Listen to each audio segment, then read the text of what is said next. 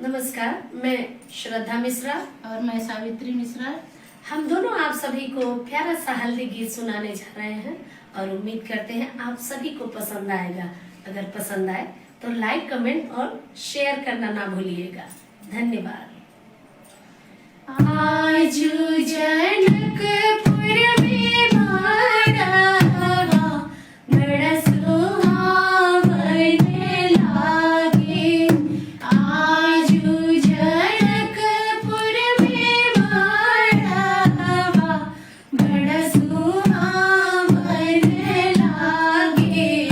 सीता के चढ़ला हरिया मन भावन लागे।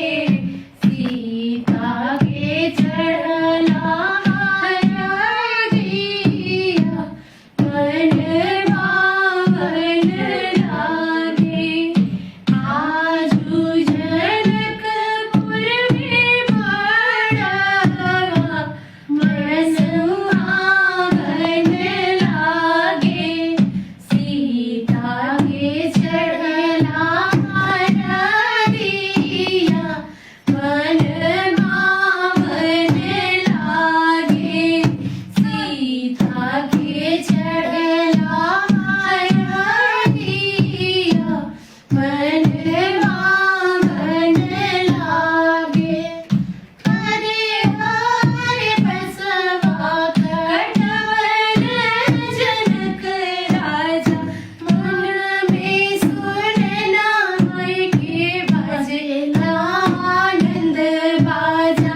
मन में सुनना मई के बजेला आनंद बाजा। सुर भइल सगरी नागरिया बड़ा लुभावन लागे। सुर भइल सगरी नागरिया बड़ा सुहावन लागे। सीता के चढ़ला हरिया मन भावन लागे। सीता के चढ़ला हरिया मन भावन लागे। आजू जनकपुर में माड़वा बड़ा सुहावन लागे।